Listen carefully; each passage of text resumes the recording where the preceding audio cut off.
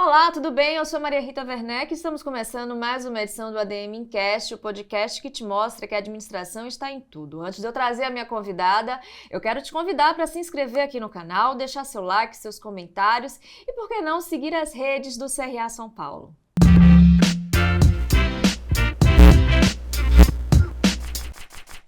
Nesta edição do ADM Incast, o nosso tema será a gestão de pessoas. Como é que ela pode ser criativa? Para isso, eu tenho o prazer de receber a administradora Elise Passamani, vice-presidente de Cultura e Operações na Liulara TBWA.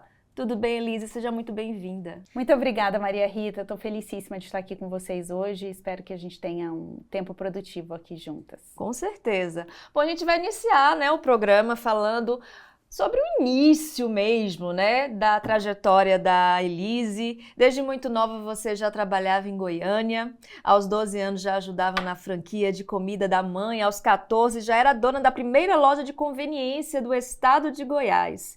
Foram essas experiências que te fizeram escolher pela administração? Foram, Maria Rita, mas antes disso, eu quis muito ser médica, porque meu pai é médico, então passei a minha vida inteira nutrindo esse sonho.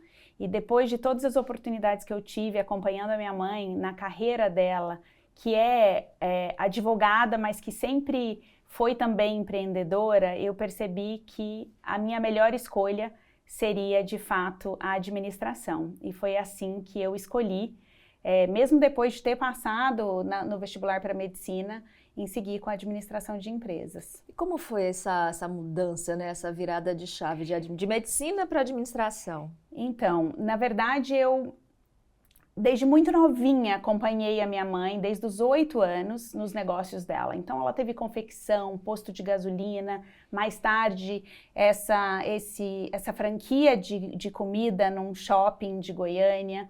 E então, desde muito novinha eu estava exposta a todas essas atividades e a todos os desafios de empreender e administrar um negócio. E eu tive a chance de me apaixonar por essa múltipla disciplina, vamos dizer assim, por essa profissão que eu tenho hoje, então desde lá de trás. E aí com 13 anos eu tive a oportunidade de viajar para os Estados Unidos e lá vi aquela loja de conveniência pela primeira vez, chamada 7-Eleven, e disse para o meu pai: papai, a gente precisa abrir isso, afinal minha mãe já tinha um posto de gasolina há muitos anos. E ele me desafiou e falou: tá bom, eu vou te dar um capital de giro, mas se vira, quero um plano de negócio aqui na minha mão. E aí fui atrás do Sebrae na época para montar um plano de negócio, para entender como estruturar aquilo, já que era tudo muito novo, numa época em que não tinha internet. E acabei montando esta loja de conveniência que tive por 10 anos completos, então dos meus 14 aos meus 24. E aí ali eu tive que aprender a ser administradora muito antes de escolher a minha profissão oficial, vamos dizer assim. Mas continuei estudando para ser médica. E ali me apaixonei, enfim, meu negócio era 24/7, então tinha 3 turnos, de segunda a segunda, todos os desafios de lidar com os fornecedores, precificação.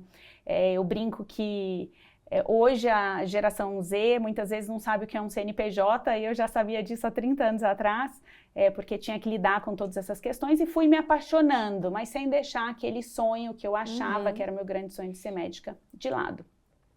E quando de fato veio a aprovação no vestibular, acho que eu cumpri ali uma meta pessoal, um sonho talvez da família, que nem era tão sonho assim, mas isso fica para um outro papo.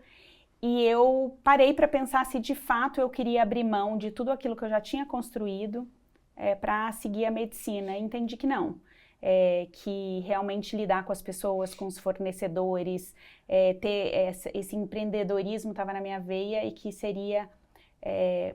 eu seria mais feliz e quiçá mais próspera se eu seguisse aquilo que já estava tão imbuído em mim. E aí ganhamos uma administradora não só formada, mas uma administradora nata, que tem muito orgulho da profissão. A gente estava conversando aqui enquanto a gente estava montando aqui o nosso set, o orgulho que a Elise tem de ser administradora registrada, não só aqui em São Paulo, como também lá em Goiânia, em Goiás, né, no CRA de Goiás. Fala pra gente um pouco sobre esse orgulho, né? Eu achei tão bacana o que você falou que eu quis trazer aqui pra gente gravar também. Eu realmente tenho muito orgulho. Eu sempre falo e eu brinco, né? Não sou psicóloga, porque como eu ocupo uma cadeira há muitos anos liderando frentes de recursos humanos, todo mundo tem essa... todo mundo acha que eu sou psicóloga e eu falo, não, sou administradora com muito orgulho. Porque lá atrás, Maria Rita, a gente sabe que as profissões que eram consideradas as melhores eram medicina, odontologia, engenharia e direito. E a administração, ela acabava caindo ali num limbo de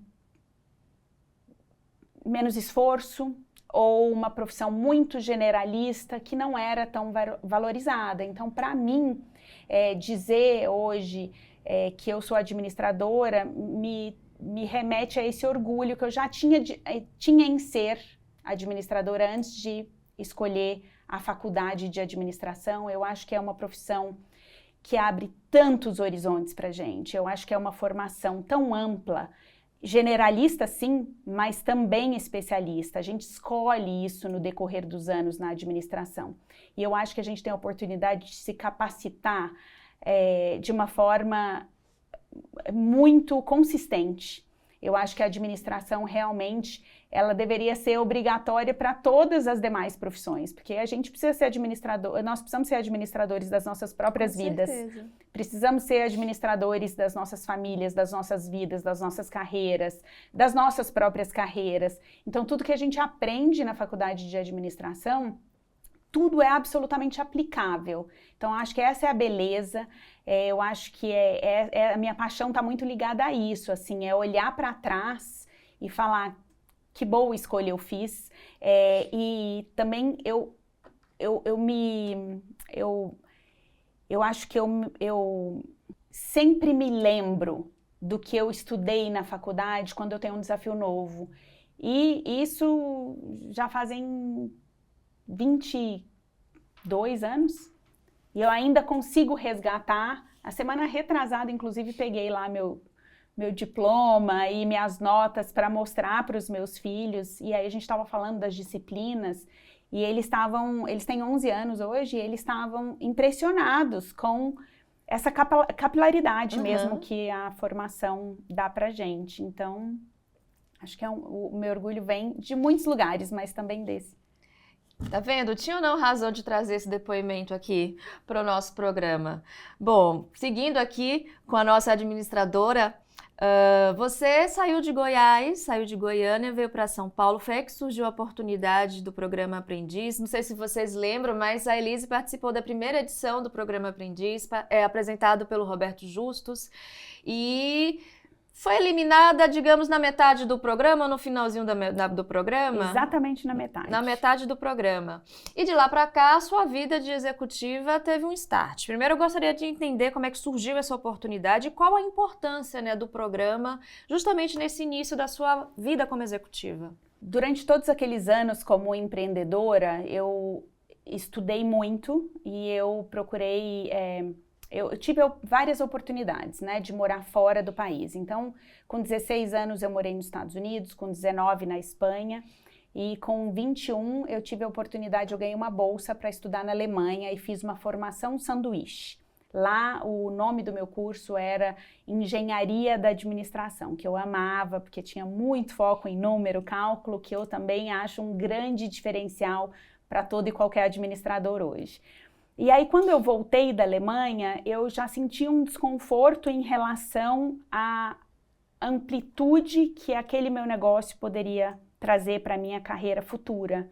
E comecei a buscar, dentro de mim, respostas para aquela inquietude, para aquele desejo de mudar. Eu não entendia se era ampliar o meu próprio negócio, se era abrir outro negócio. E no meio desse caminho, eu recebi uma ligação da minha tia que me disse que o Roberto iria apresentar a primeira temporada do Aprendiz. Então, eu estava lá em Goiânia quando aconteceu. Você estava em Goiânia? Estava em Goiânia. Goiânia. Já estava em São Paulo. Não, estava em Goiânia, cuidando dos meus negócios, como sempre, trabalhando. E eu falei, tia, você tá doida. E ela me convenceu, o dia que ela me ligou, era o último dia das inscrições.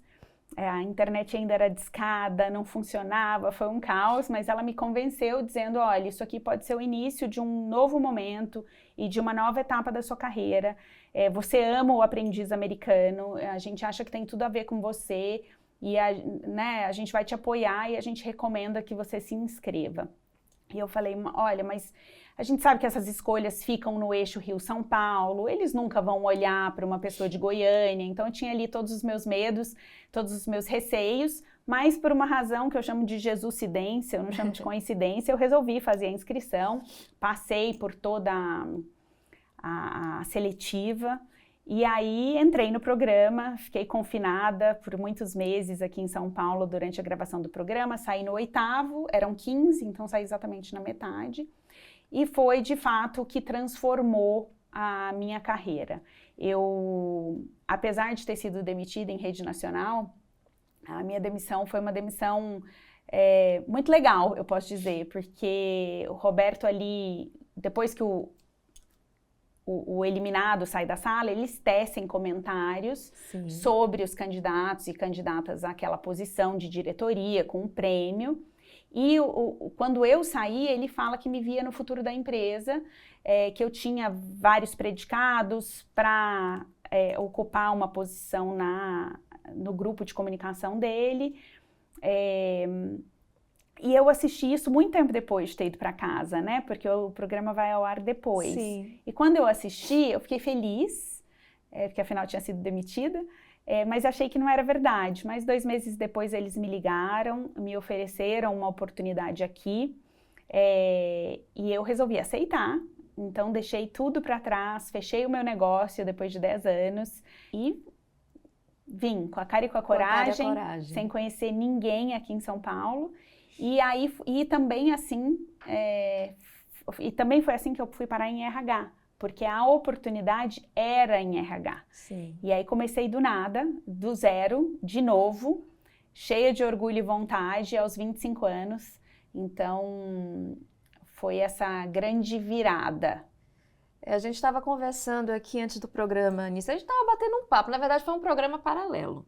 Depois que a gente começou aqui a gravação, já veio um outro programa, mas a gente estava conversando um pouquinho e a Elise falou pra gente que se trabalhou em 2 lugares apenas. Nesse que foi a primeira oportunidade, que atual hoje VML, mas é a antiga Young Rubicon, uma hold dona de várias agências. Então, o primeiro ponto de partida foi esse, e sua trajetória seguiu até chegar hoje na Liulara TBWA. Conta pra gente um pouco sobre esse início e até a sua trajetória na Liulara TWA. Vamos lá. Então, né, quando essa oportunidade surgiu, agarrei com unhas e dentes, me mudei para São Paulo e fui trabalhar em RH como assistente de recursos humanos dentro da Young Rubicon, que já teve vários nomes. E lá eu era assistente do departamento, de todas as pessoas que ali trabalhavam, e também fazia secretariado para a diretora da área. E muito rapidamente eu fui tendo a oportunidade de usar toda aquela experiência anterior, toda aquela exposição que eu tinha tido como microempreendedora, como administradora, acompanhando a minha mãe em todos os negócios dela. Eu acho que a minha curva de aprendizagem ela foi muito acentuada por conta de tudo aquilo. E aí, muito rapidamente, eu fui crescendo, né, na agência, que também era um mundo completamente novo para mim. E em 4 anos eu me tornei diretora de RH e, depois eu conto, diretora de RH do Grupo Nilcon inteiro. Nós chegamos a ter 1.600 pessoas, 5 agências, e aí 6 meses depois dessa minha promoção, que aconteceu apenas 4 anos depois de eu estar lá, eu também fui promovida a diretora administrativa. E para mim foi um orgulho imenso. Então eu ocupei essas duas posições dentro do Grupo Nilcon. Lá eu trabalhei por 15 anos. E aí, há 4 anos e meio, eu fiz essa migração de carreira para a Liu Lara TPWA, porque eu decidi seguir a minha gestora, a minha líder, porque eu acredito muito que a gente precisa trabalhar para as pessoas, que essa conexão, ela se sobrepõe a várias outras questões. E aí, quando a Márcia Esteves, que é a nossa CEO, saiu da Grey, que era uma das agências do Grupo Nilcon, e veio para a Liu Lara e me convidou, foi difícil fechar o capítulo daquela linda história que transformou minha vida em todos os sentidos, mas eu resolvi fechar aquele capítulo e começar um novo aqui ao lado dela, para a gente seguir perseguindo o nosso sonho de ajudar na transformação do mercado de publicidade brasileiro. Assim que você chegou, 60 dias depois, veio a pandemia. É isso, a migração de uma agência para outra, né, de um grupo de comunicação para o outro, ela foi extremamente desafiadora. Não só porque eu decidi encerrar aquele ciclo, né, de 15 anos naquele grupo que eu conhecia tão bem, que tinha me dado até ali todas as oportunidades dessa nova fase da minha carreira, mas também porque eu comecei na Liu Lara TPWA exatamente 60 dias antes da pandemia. E aí foi um desafio imenso fazer esse plano de contingência acontecer, né? De colocar todo mundo em casa, migrar todas as máquinas, entender a conectividade das pessoas e passar a conhecer aquela nova empresa, aquele novo mundo, aquelas pessoas de casa, sem, obviamente, como profissional de recursos humanos, o olho no olho, o cotovelo no cotovelo, sempre foram fundamentais para a construção da minha carreira e para a minha atuação. Sim. E de repente eu me vi cega, sem poder ter esse contato, sem ter criado conexão com essas pessoas antes. Então foi extremamente desafiador, todos esses anos têm sido desafiadores, mas aqueles 2 primeiros em que ficamos exclusivamente em casa e a gente teve que lidar com o que eu chamo de cegueira digital, né? Porque as pessoas fechavam a câmera e a gente não sabia o que estava acontecendo do lado de lá. Se era só porque estavam cansadas ou se estava acontecendo alguma coisa que a gente não conseguia ver e apoiar, né? A gente não tinha mais a sensibilidade, foi tirada de nós, né? O olho no olho nos cegou quando a gente deixou de ver, né? Quando a gente via através das câmeras. E foi extremamente desafiador implementar essa nova cultura. Afinal, a gente chegou na Liu Lara para fazer a evolução da cultura que já estava aqui há 30 anos, né? A Márcia Esteves veio para fazer a sucessão de um dos sócios fundadores que está conosco até hoje. Então, fazer uma implementação de uma nova cultura no meio de uma pandemia, garantindo que ninguém ficasse sem emprego, foi muito desafiador. E a gente conseguiu, né? A gente conseguiu passar pela pandemia inteira sem desligar nenhuma pessoa, porque a nossa única meta era que as pessoas pudessem manter os seus empregos e os seus planos de saúde no meio daquele caos que ninguém sabia exatamente qual era e quanto tempo ia durar, né? E aí as premissas da gestão de pessoas imperaram nestas tomadas de decisão desde o comecinho na Liu Lara. E a gente está colhendo os frutos até hoje. Pra gente eu gostei disso que você me falou, queria aprofundar um pouco mais. Depois que as pessoas puderam sair de casa, né, voltar aos seus ambientes de trabalho principalmente, como é que vocês acolheram essas pessoas? Primeiro que a gente só fez isso quando o mundo inteiro já tinha voltado. Então a gente deu tempo para as pessoas entenderem como elas queriam individualmente se recolocar no mundo depois da abertura dele, né? E isso foi muito benéfico, porque as pessoas se sentiram extremamente respeitadas. Depois, a gente fez um plano para receber essas pessoas com bastante espaçamento e com todas as traquitanas de álcool em gel, tapetes sanitizantes e bottoms que identificavam o nível de conforto daquelas pessoas com o contato social. Então, eu mesma, que né, tenho 2 filhinhos, eu na ocasião coloquei um bottom vermelho. Então, não me beijem, não me abracem, porque eu não estou pronta para dar esse passo. Então, quem já conseguia ter uma proximidade maior usava o bottom amarelo e quem já estava feliz da vida com os reencontros, usava o bottom verde. Então a premissa, obviamente, foi o respeito e foi dar tempo para as pessoas se readaptarem. E aos poucos a gente foi criando momentos para que a gente conhecesse todo mundo pessoalmente, porque a maioria não conhecíamos. Sim. Então a gente sentava longe. O primeiro encontro foi muito engraçado, porque a gente usou o espaço da agência inteira para 20 líderes, e aí a gente subiu numa mesa e cada um se apresentou lá de longe. Então, foi super interessante. Nossa, como você é alta, nossa, como você é baixa, nossa, curioso, eu te imaginava isso, diferente. Né? As pessoas se viam pelas telas, mas o contato visual é fundamental. E aí, aos pouquinhos, de uma forma extremamente organizada e planejada, a gente foi criando oportunidades para as pessoas se conhecerem.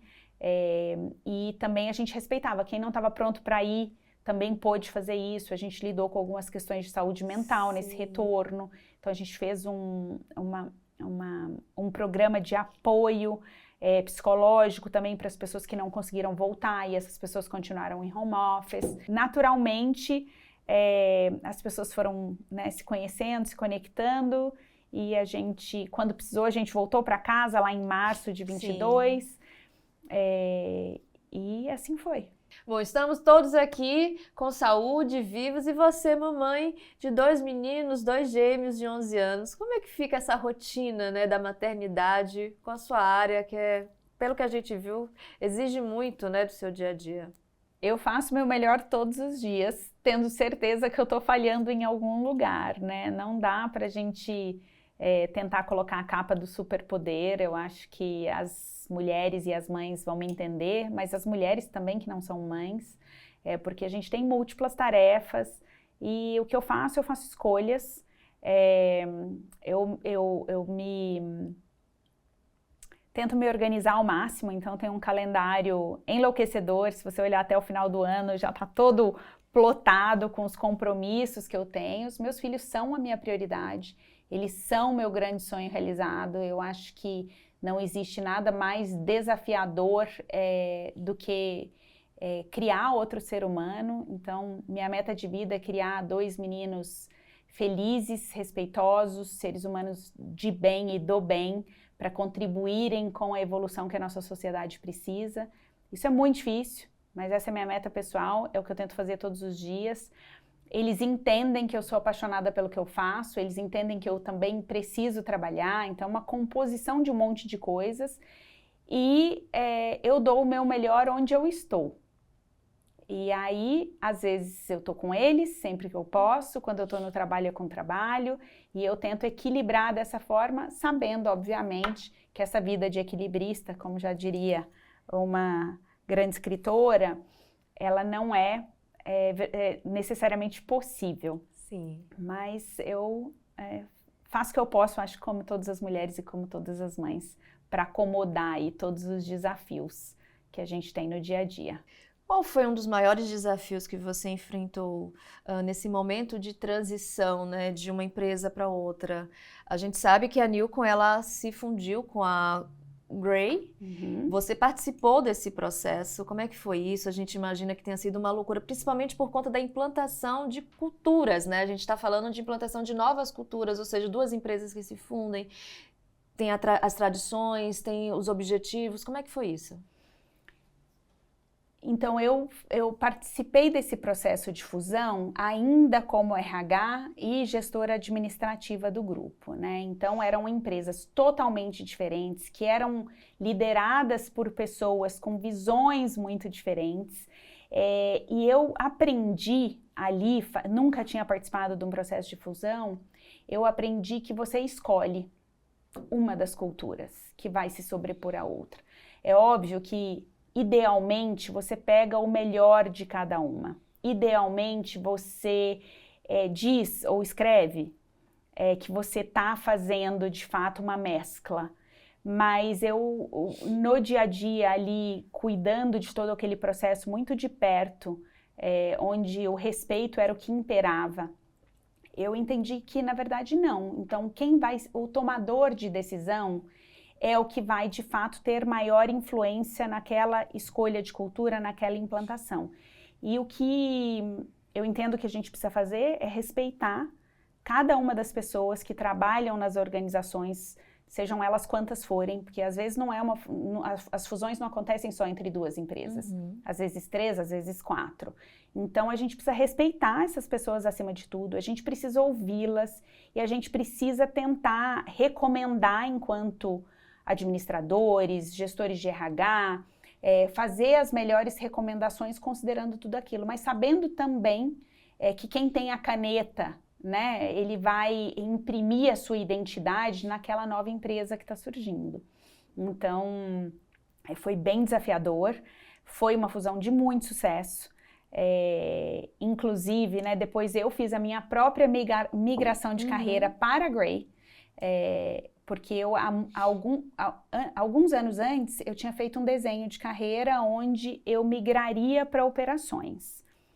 E aí, por quê? Porque a função que eu ocupava era uma função exclusivamente de back-office, né, de trabalhar nos bastidores, e eu não sabia aonde era o limite da minha influência no negócio. E eu não queria que esse limite existisse. Então, lá atrás, ainda em 2009, as pessoas diziam que eu precisava migrar para o front office. E eu fiz esse desenho no MBA que eu fazia de recursos humanos, de fazer essa migração, e ela foi possível na Grey após a fusão, porque eu tinha me envolvido profundamente em todos os processos, conhecia todas as pessoas e admirava muito a liderança que foi escolhida para liderar essa nova operação. E aí migrei, então, de diretora de RH e ADM do Grupo Nilcon para vice-presidente de RH e operações da Grey. E lá fiquei por alguns anos antes de vir para a Liulara TBWA. Em que você baseava esse momento de transição, né? Digamos assim, para quem está nos assistindo, você traçou um plano de carreira baseado em quê? Você ia atrás das oportunidades, você sempre estava no lugar certo, na hora certa? Quais eram as suas estratégias, né? Quais eram as suas estratégias? Difícil colocar em palavras, né? A gente vai lidando com isso no dia a dia, mas eu sempre quis ter um ponto de vista relevante para qualquer lugar, em qualquer cadeira que eu me sentasse. Então, acho que essa foi a grande estratégia. Então, sempre fui uma boa ouvinte, sempre estudei muito e sempre me preparei muito para estar naqueles lugares. Então, quando eu desenhei o plano de carreira, eu sabia que para um dia, eventualmente, eu ser uma pessoa de operações, eu precisava começar a entender mais do relacionamento com o cliente, como os contratos eram negociados, como as coisas aconteciam fora ali do meu métier, fora das minhas atividades regulares. E aí eu tive a sorte, o privilégio e o apoio de muitos dos meus líderes para me deixarem sentar nessas cadeiras, muitas vezes como ouvinte. E aí eu ia aprendendo e fui aprendendo a me movimentar na frente, né, do negócio. Desculpa que eu usei aqui a palavra back-office, front office, eu tenho evitado falar essas palavras em inglês, mas então as oportunidades surgiram porque eu fui cavando essas oportunidades, porque eu falava abertamente sobre isso e, de novo, porque tive a sorte, o privilégio e o apoio de muitos dos meus líderes para fazer esse movimento acontecer. Uma das grandes sortes da minha vida e da minha carreira, dessa segunda etapa da minha carreira, né, aqui em São Paulo, foi ter tido líderes que me deram as oportunidades, que confiavam em mim e que me expuseram a vários contextos, e isso me fez crescer muito. Então, o apoio deles foi fundamental e é por isso que eu acredito que a gente precisa trabalhar para pessoas que a gente admira muito e que a gente confia e que a gente tem uma visão alinhada, porque assim eu acho que a gente vai muito mais longe. Não posso dizer, Marcos Quintela e Roberto Justus, que foram meus 2 líderes durante 15 anos, eles são os padrinhos da minha carreira. E eu brinco que eu nem sei exatamente porque eu tive tamanha sorte, tamanha bênção. Eu fiz o meu lado, né? Fiz a minha parte de estudar muito, batalhar, me desenvolver, falava 4 línguas com 20 anos de idade, né? Tinha tido meu próprio negócio por 10. Eu sei que eu fiz por onde. Eu sei que eu batalhei muito, ao mesmo tempo que tive essa sorte de tê-los na minha carreira. E aí foi assim que essas oportunidades foram surgindo. Depois que ela foi para o papel, no MBA, que aí foi um input dos professores, Sim. Vamos desenhar um plano de carreira para os próximos 10 anos.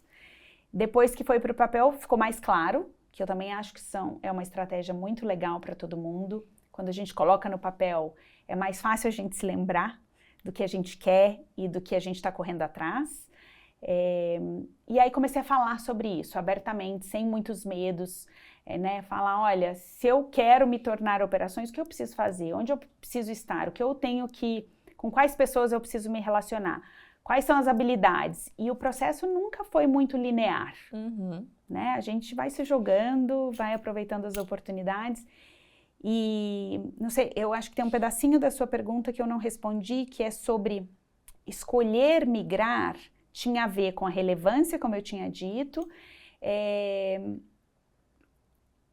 porque naquela época, o administrativo e o RH ainda não eram valorizados como são hoje. Eu acho que a gente passou por uma grande transformação nesses últimos 20 anos, e hoje eu morro de orgulho de saber que a maioria das empresas tem RH, lá atrás só existia o DP, né? Então, eu morro de orgulho de saber que a administração de empresas é um curso hoje extremamente valorizado e concorrido, e lá atrás isso não era. Então, acho que tem uma grande evolução aí acontecendo diante dos nossos olhos e que a gente tem que celebrar. Por falar nessas mudanças, o que é que você pode destacar para a gente, né? Da época quando você iniciou sua carreira para hoje, o que é que mudou, o que é que ficou no passado? O que é que não faz mais parte da gestão de pessoas, principalmente dentro de agências de publicidade, que é, né, seu habitat natural, profissional? Eu acho que muita coisa mudou. A única coisa que não mudou é que a gente precisa, depende das pessoas, né? A indústria da comunicação, ela é uma indústria que trabalha com o intangível, que é a criatividade. Então, isso não mudou. Mas a forma como a gente lida com esses talentos, ela foi altamente transformada, né? Infelizmente, as agências têm um estigma, eu espero que eu já possa usar esse verbo no passado, o estigma de uma disponibilidade infinita dos profissionais, do trabalho 24/7, da falta de respeito até entre as pessoas, com falta de limites, né? Isso mudou muito. Então, eu acho que o mundo mudou, né? Então, as agências precisaram acompanhar a mudança do mundo. Eu acho que as gerações que vieram depois da minha, né, especialmente, são gerações que têm mais autonomia, elas estão expostas a muita informação. Então, tem o caos da internet, mas também tem a benesse da internet, né? Então, elas têm muito mais informação, então hoje tem muito mais voz. E aí elas demandam que as empresas se transformem.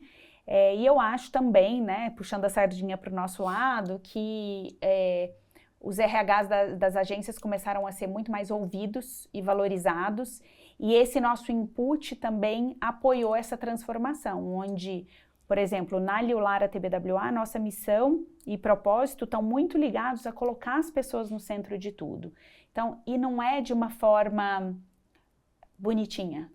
O que é colocar as pessoas no centro de tudo? É realmente ouvir todo mundo, seja o fornecedor, seja o cliente, seja o colaborador, seja um prestador de serviços, para tentar criar soluções que partam destas necessidades humanas. E aí a gente cria um ambiente muito mais colaborativo, muito mais equilibrado, muito mais feliz. E aí a gente rompe com essa barreira, com esse estigma de que as pessoas não podem ser felizes em agência de publicidade porque elas têm que trabalhar 24/7, que elas têm que tolerar qualquer coisa. Isso faz parte da cultura do pertencimento? Faz muito parte da cultura do pertencimento, porque as pessoas precisam querer estar, elas precisam estar engajadas no propósito da empresa, porque a gente tem dias bons e a gente tem dias ruins, né? Nós somos seres humanos, e então não dá pra gente mecanizar as relações. Então, quando você acredita, quando você se sente pertencente, você sabe que você pode ter dias bons e dias ruins, e que você vai ter um entorno fazendo junto com você aquela coisa acontecer. Quando você sente que você pertence, você se sente respeitado. Você se sente livre para colocar suas opiniões para qualquer fórum. Quando você se sente pertencente, a hierarquia não te incomoda, ela te apoia. Então, não é fácil, né? Porque a gente tem os nossos próprios desejos, os nossos próprios medos, os nossos desafios como pessoas, eu brinco, pessoas físicas, e só que somos as mesmas pessoas no ambiente da pessoa jurídica, né? Mas quando a gente consegue fazer essa virada de chave, as coisas fluem muito melhor. E, inevitavelmente, eu acho que a cultura do pertencimento, ela é um conceito que faz sentido, assim. Agora, uma curiosidade, a gente sabe que um ambiente de agências tem uma rotatividade muito grande, um turnover muito grande. Como é que você consegue, falo você, mas englobando toda a sua equipe, né?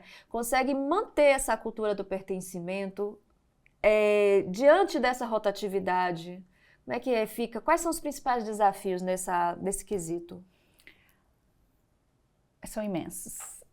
De fato, o turnover ele é muito mais alto do que em outras indústrias, até porque a geração Z, ela tende a trocar de emprego por dinheiro muitas vezes no início da carreira. Então, quando ela ainda não se sente pertencente ou não sente que faz sentido noivar ou casar com aquela empresa, né, ela vai trocando muito, e o mercado, quando ele está aquecido, ele acaba fazendo com que o turnover aumente.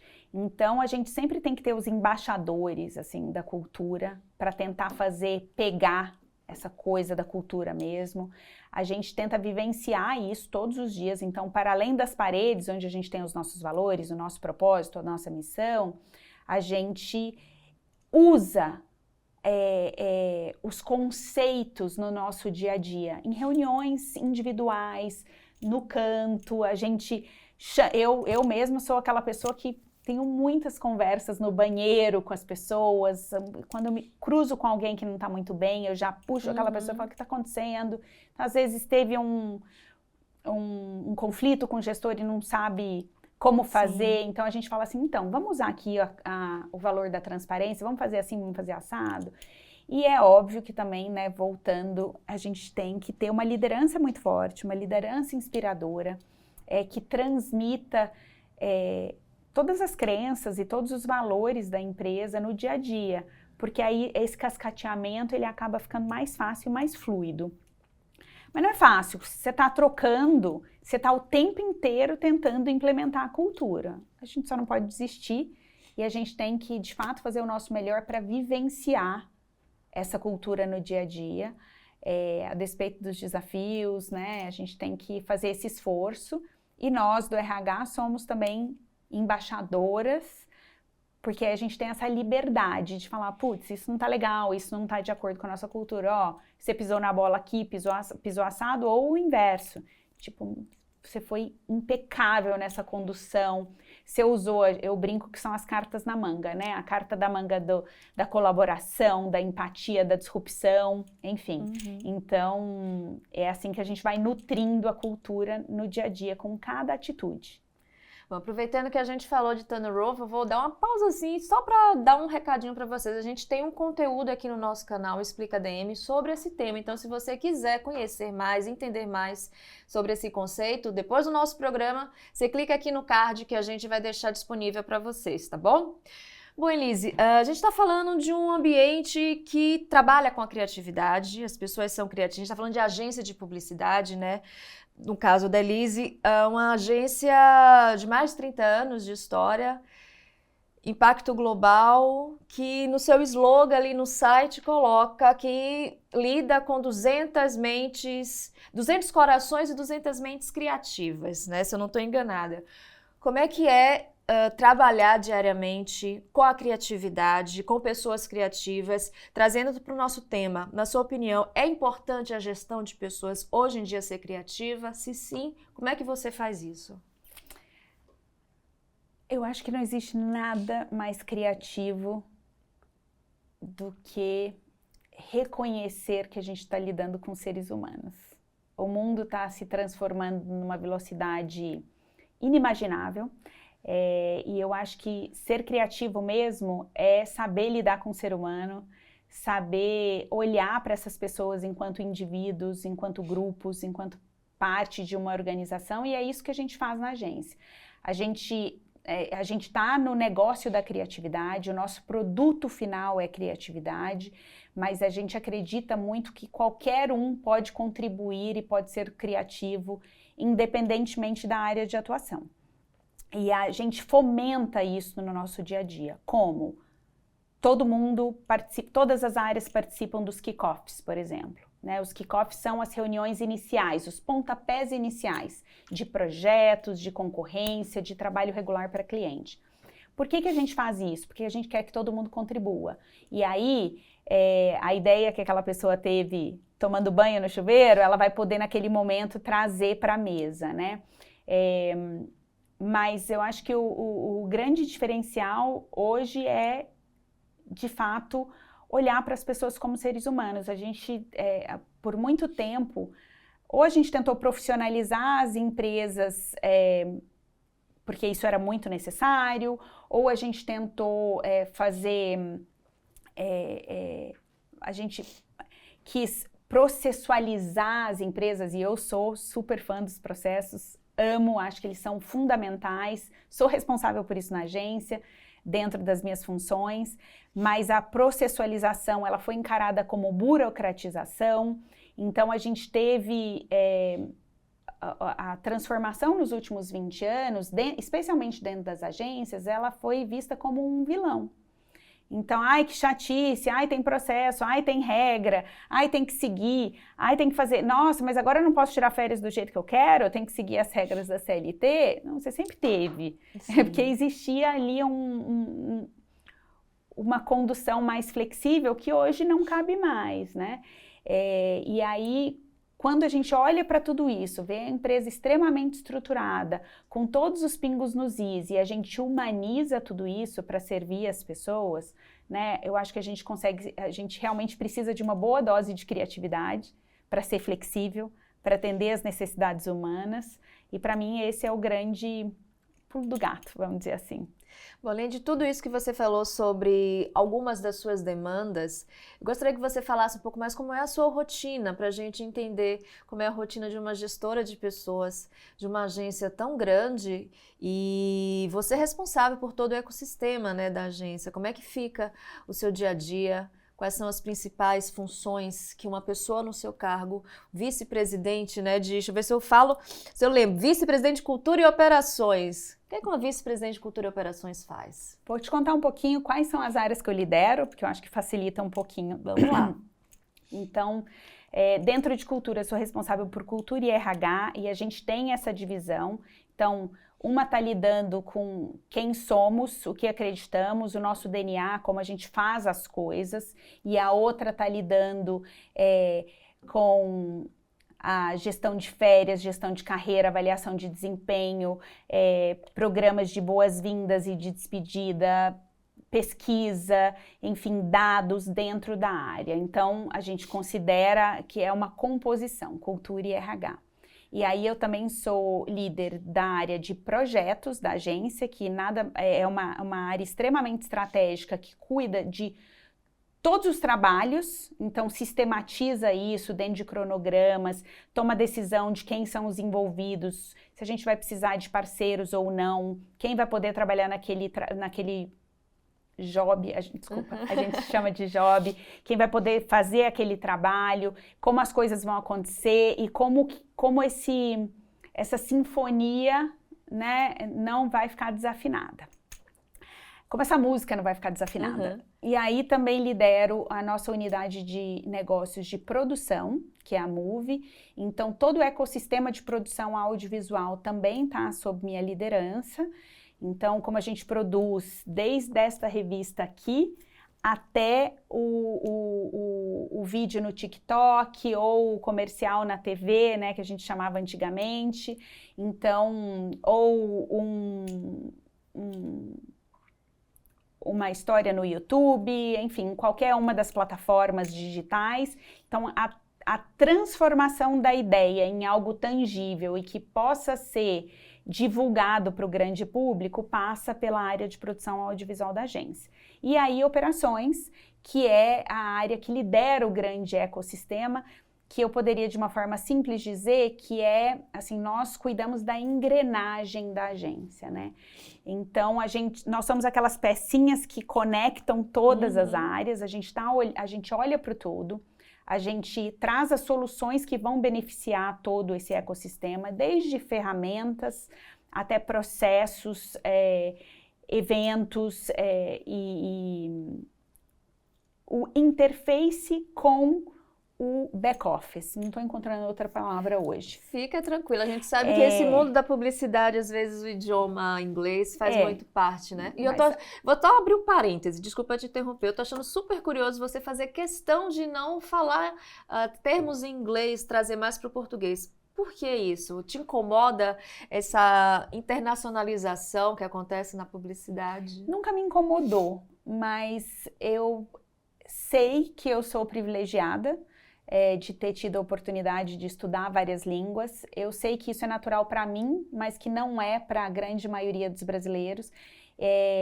E aí eu percebi que eu queria mudar. Então, que seja uma mudança exclusivamente minha, eu acho que eu vou gerar um impacto diferente. E eu acho que a gente não cria, né, como líderes, o peso no outro, que as pessoas não entendem muitas vezes, se sentem perdidas e às vezes ficam frustradas por não entender, e são só nomenclaturas. E somos brasileiros e brasileiras e falamos português, e a nossa língua é linda, e eu acho que a gente precisa encontrar formas de usá-la da melhor maneira possível. E acabei de encontrar uma para back-office, que é Centro de Serviços Compartilhados. Vamos lá! Então, o interface com o Centro de Serviços Compartilhados, que é a área que cuida do contas a pagar, contas a receber, financeiro, contabilidade, departamento pessoal, relacionamento com o mercado, planejamento financeiro, todas essas disciplinas, elas estão no Centro de Serviços Compartilhados e nós, como operações, temos a missão de tornar esse dia a dia e essa troca de informações fluida e invisível. Uma outra forma muito engraçada de dizer, eu falo assim, você gosta de doce ou de salgado? Então, quando a pessoa fala, gosto de doce, eu falo, pode trazer os abacaxis que a gente descasca. Eu gosto de salgado, eu falo, traga os pepinos que a gente descasca. Porque nós somos as grandes resolutoras, somos todas mulheres, por isso que eu tô falando assim, somos as grandes resolutoras dos problemas, e a nossa missão é que nos tornemos invisíveis no processo. Então, quando tudo está fluindo muito bem, é porque a área de operações está no seu máximo, no seu melhor. Então, hoje eu tenho uma equipe muito grande, meu dia a dia, eu trabalho bastante, então a gente tenta na agência, quanto mais alto na hierarquia a gente está, mais a gente trabalha para a gente conseguir fazer a transformação para a cadeia inteira. Então, se a gente quer que as pessoas trabalhem menos, obrigatoriamente a gente acaba trabalhando um pouco mais até que as coisas se azeitem e entrem no eixo. Então, eu trabalho muito. Hoje trabalho de 2 a 3 vezes na agência e os outros dias home office, então a gente tem uma política de trabalho híbrido desde a pandemia.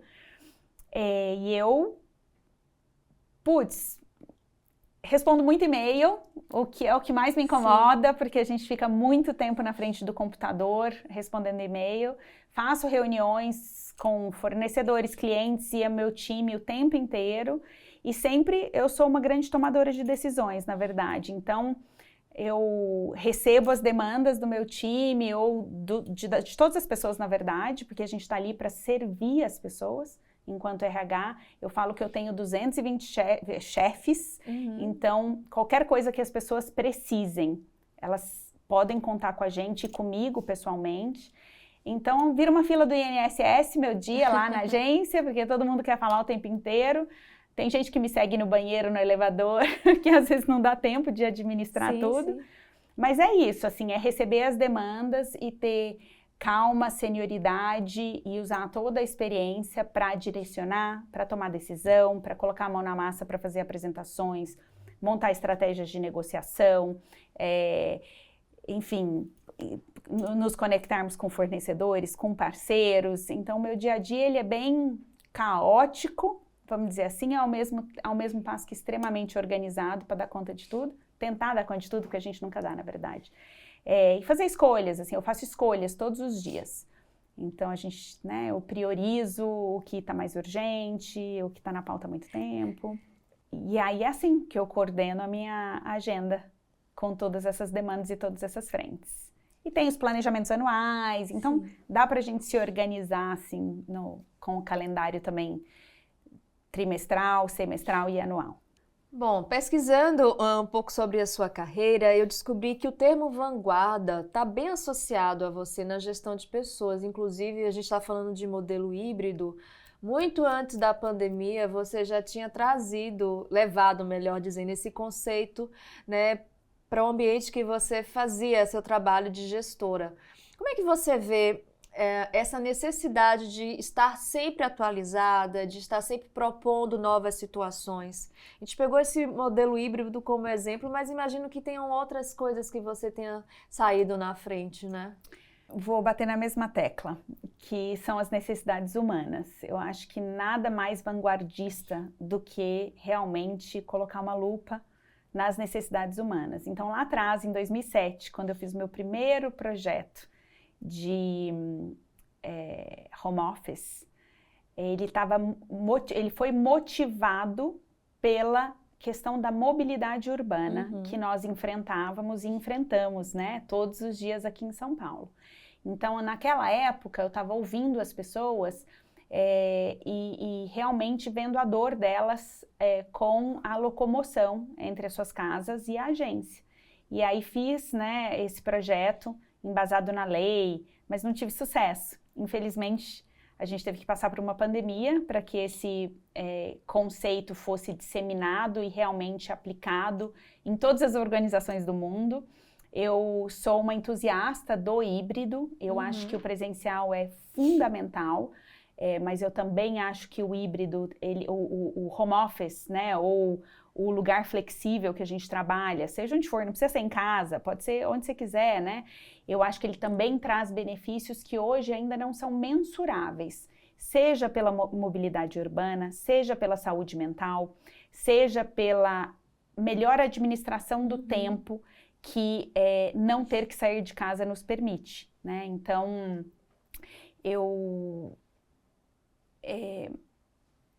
de novo, eu acho que eu diria que, de fato, que a vanguarda está em ouvir as pessoas, entender o que elas precisam para serem felizes, ou quais são as demandas emocionais, até físicas, ou, enfim, demandas de carreira, para que a gente proponha soluções que fazem sentido. E isso eu já fazia lá com 14 anos, quando eu entendi que ao ter um negócio que funcionaria 24 horas de segunda a segunda, que eu dependia das pessoas que ali trabalhavam comigo.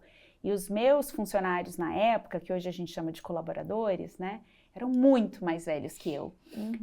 E criar essa conexão e essa cultura de respeito, que a gente nem chamava de cultura, né, lá atrás, para que eu pudesse contar com eles, foi meu primeiro grande insight, assim. Então, por que eles não iam, né?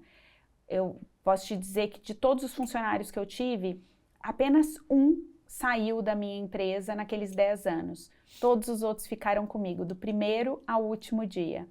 Então, me sinto muito vitoriosa. Acho que isso eu nunca compartilhei com ninguém. E porque, de fato, eu fazia isso. Eu ouvia, eu realmente priorizava, a gente tinha uma tendência de mecanizar as relações e eu lá muito novinha falei, esse negócio não vai dar certo, eu preciso realmente me importar. E esse é o grande lema da minha vida, me importar com as pessoas, com as coisas, com os processos. E eu acho que esse é o meu grande diferencial e o que me faz estar sempre antenada e buscando novas formas de fazer, buscando me atualizar, seja com conteúdo, seja com formação, seja com curso, seja com conversas profundas, seja com oportunidades como essa que eu estou tendo aqui com você hoje. Bacana, bacana. Bom, Elise, eu acho que eu já falei aqui algumas vezes que, além de jornalista, eu também sou formada em publicidade e me formei em Salvador no início da década passada. Era um outro contexto. A gente estava aqui conversando, eu vi você falando sobre novas mídias que na minha época não existiam, YouTube, TikTok, não existia produção de conteúdo para isso, como também o perfil do profissional, né, publicitário era outro, as demandas eram outras, a forma de enxergar o mundo era outra. Trazendo esse olhar para o atual, como que vocês analisam o profissional hoje na parte da entrevista? Na minha época era muito indicação, né? Uhum. Se era um criativo, tinha uma vaga, indicava. Como é que isso funciona hoje, né? E também, como é que está esse processo seletivo diante de todas essas novas ferramentas? Vamos lá, eu acho que uma grande conquista para todos nós é que hoje a gente valoriza muito a regionalidade, né? Então, você passou por isso, eu passei por isso, sendo goiana. Então, existia uma barreira muito grande para que a gente chegasse até aqui, a São Paulo, e não porque São Paulo é o melhor lugar do mundo, mas é a maior cidade, né? A capital dos negócios, vamos dizer assim, do país. Então, acho que hoje a gente não lida mais com essas questões. Então, né, o sotaque não era valorizado e hoje é muito. O Brasil é muito grande. Sim. Então, quanto mais gente de outras regiões a gente consegue convidar para trabalhar com a gente, melhor a gente fica, porque a gente tem múltiplas visões, né? O Brasil é multicultural e isso faz muita diferença. E hoje a gente continua na velha e boa entrevista, olho no olho, mas agora através de uma tela, porque a gente também quer simplificar os processos e evitar que as pessoas se desloquem de um lugar para o outro. A gente tem bancos de talentos afirmativos. Hoje nós temos 5 bancos de talentos afirmativos para a gente aumentar a diversidade dentro da nossa agência. E aí a gente considera que todo mundo é criativo, né? Então não só os criativos em si. Então todos os profissionais, a gente tenta fazer um raio-x do coração delas. Então eu digo que quem faz a entrevista técnica é o gestor direto. O RH tenta fazer o raio-x do coração para entender se aquela pessoa tem valores similares aos nossos ou se ela vai gostar do que a gente tem para oferecer para ela. Há 20 anos atrás, quase 20 anos atrás, assim que eu fui promovida a diretora de RH, eu dei uma entrevista para um grande jornal do país, onde eu dizia exatamente isso. Lá em 2009 eu fui crucificada ao dizer que os valores eram a minha grande prioridade, fazer esse casamento que a gente chama de match, né? Entre os valores do candidato ou candidata com dos gestores e da empresa, isso era a minha grande prioridade. Fui crucificada e hoje em dia continuo dizendo a mesma coisa, mas hoje não sou mais crucificada. Hoje isso é considerado legal, vamos dizer assim, e faz muita diferença, porque não adianta. Somos seres humanos e somos diferentes e tá tudo bem. Só que quando a gente vai montar um time, uma equipe, especialmente quando a gente lida com criatividade, tem a questão dos egos, das experiências anteriores, prazos, tudo isso precisa ser considerado, né? Então, a gente usa os nossos bancos de talentos. É muito mais raro hoje em dia a gente usar o QI, que era o quem indica, né?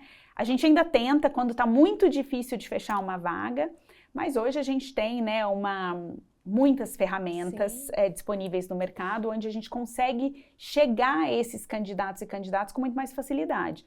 A gente não pode também demonizar o QI do passado, porque não existia a internet. Você, às vezes, precisava esperar o currículo chegar pelo correio, para que você pudesse entrar em contato com aquela pessoa, não existia e-mail. Eu estou falando de muito tempo atrás. Óbvio que a gente passou por uma grande transformação. Então, era muito mais difícil. Por isso que o QI imperava. Que eu precisava que você conhecesse alguém para me indicar, né?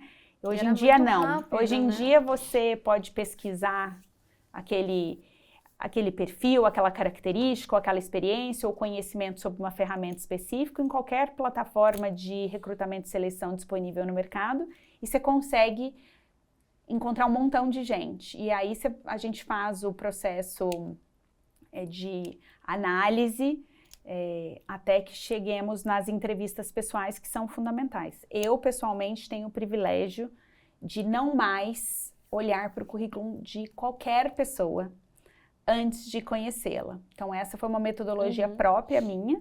Então, hoje eu tenho um time que faz isso, e aí eu só recebo o nome e a posição para aquela pessoa, que aquela pessoa está sendo considerada. E aí eu sempre me apresento e digo, eu não sei absolutamente nada sobre você, porque eu não olhei o seu LinkedIn, o seu currículo, porque eu não quero criar nenhum preconceito. Depois, se for necessário, eu vou lá beber daquelas informações que estão escritas, porque o papel aceita tudo. Sim. Então, Interessante isso.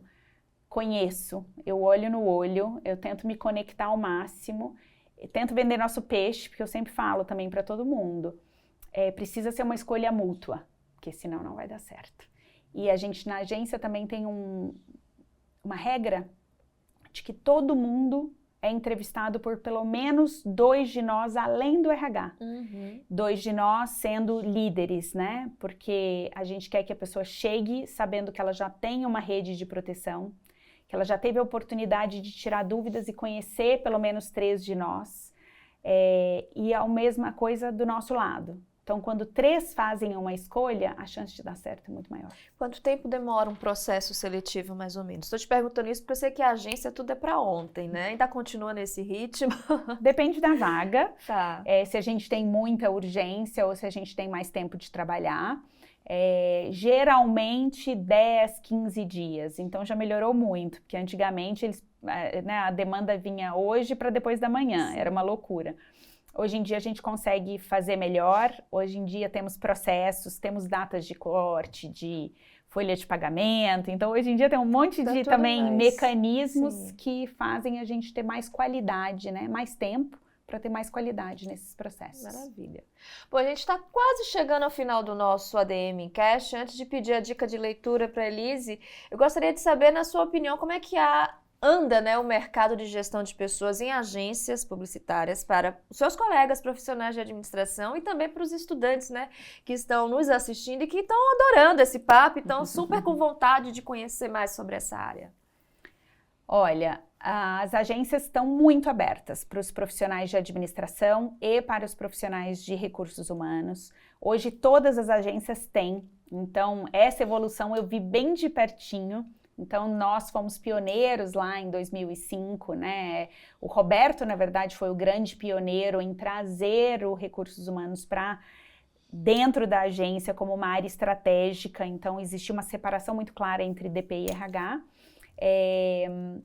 Mas hoje em dia todo mundo quer, todo mundo precisa, e são posições que estão sendo cada vez mais valorizadas, o que também enche meu coração de alegria. Não só na área de gestão de pessoas, né? Não, em absoluto. Hoje em dia...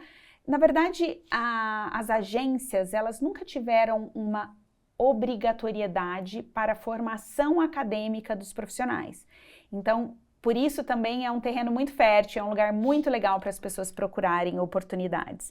A nossa vice-presidente, por exemplo, de estratégia, ela é advogada. Então, eu, né, sou vice-presidente de cultura e operações, eu sou administradora. A nossa presidente é, por acaso, publicitária como você, mas temos profissionais de todas as áreas e também temos profissionais que estão, nesse momento, buscando uma formação acadêmica, e eu sempre indico a ADM, porque eu digo, se você quer ter uma atuação ampla, se você quer conhecer um pouquinho de tudo, se você quer ser capaz de transitar em qualquer cadeira, em qualquer departamento, nada melhor do que a ADM, né? Com certeza. Vamos à nossa dica de leitura? O que é que você preparou pra gente, Elise? Olha, acho que vocês já devem ter recebido essa dica aqui, mas não queria deixar de recomendar o livro Equipes Brilhantes, do Daniel Coyle. Em inglês se chama Culture Code. E é muito legal, é muito interessante a gente olhar para essa perspectiva do livro, de como conectar as pessoas. E como essa conexão gera resultados incríveis em qualquer ambiente de trabalho, em qualquer lugar. Então, fica essa dica para todo mundo que está nos assistindo hoje. Maravilha. Bom, para a gente encerrar, a gente sabe que o rádio peão, né, aquela expressão rádio peão, ela é unânime em várias empresas. Imagino que em agências de publicidade também exista a rádio peão. Estou trazendo essa brincadeira para cá, Por quê? Até que ponto esse disse-me-disse, essas conversas paralelas atrapalham na cultura de RH? Atrapalham muito. Porque a Rádio Peão, ela é fofoca. Fofoca não tem fundamento. Fofoca, muitas vezes, ela pode até ter um fundo de verdade, mas ela se constrói a partir da perspectiva do interlocutor. Então, costumo brincar que, antigamente, não sei se quem está nos ouvindo vai saber, mas é aquela brincadeira do telefone sem fio. Faça qualquer experimento social com um telefone sem fio e você provavelmente vai morrer de rir com a mensagem final que sai lá no final da fila. E é assim que acontece com a Rádio Peão. A gente preza muito pela cultura da transparência justamente por isso. Então, rolou fofoca no corredor, tá aquele tititi, a gente geralmente chama ou o grupo de pessoas ou todo mundo, porque é uma rotina que a gente tem de ter um encontro semanal com 100% dos nossos colaboradores para justamente cortar, podar aí as mentiras, as fofocas, tirar as dúvidas e deixar todo mundo ciente de tudo que está acontecendo, obviamente respeitando o tempo das empresas, que é diferente do tempo das pessoas. Eu gostaria muito que todos nós nos lembrássemos disso. Muitas vezes a gente não compartilha a informação num dado momento porque ainda não é pertinente, porque ainda está sendo aprovado pelo global, porque se eu compartilho uma informação pela metade, eu vou criar angústia e ansiedade naquelas pessoas e não é o objetivo de nenhuma empresa. Mas a gente, obviamente, traz a transparência para combater a Rádio Peão e eu acho que é uma forma extremamente eficiente, porque a fofoca, né, o Rádio Peão gera fofoca e a fofoca é prejudicial para qualquer cultura corporativa. E não deixa de ser uma fake news, né? Fake news, é verdade. Bom, Elisa, eu quero muitíssimo te agradecer por você estar aqui com a gente, batendo esse papo. Quem quiser te acompanhar depois aqui do nosso programa, onde é que te encontra? Vocês me encontram no LinkedIn, Elise Passamani, eu tô lá e eu espero que a gente possa ter muitas trocas a partir daqui. Te agradeço muitíssimo pela receptividade, por me receber na sua casa, que também é a minha. Tenho muito orgulho de ser administradora, muito orgulho de ter o meu CRA ativo desde 2002. Eu acho que a gente precisa valorizar muito a nossa profissão e eu espero que todo mundo possa se inspirar um pouquinho com o nosso papo. E nós aqui do CRA temos muito orgulho de profissionais como você. Tá bom? Muito obrigada mais uma vez. E muito obrigada a vocês que ficaram conosco em mais uma edição do ADM Encast. Um prazer ter vocês aqui no canal a serviço da administração ou aí no Spotify onde você está me ouvindo. Eu sou Maria Rita Werneck, é um grande prazer receber vocês e espero todos e todas na próxima edição. Tchau, tchau!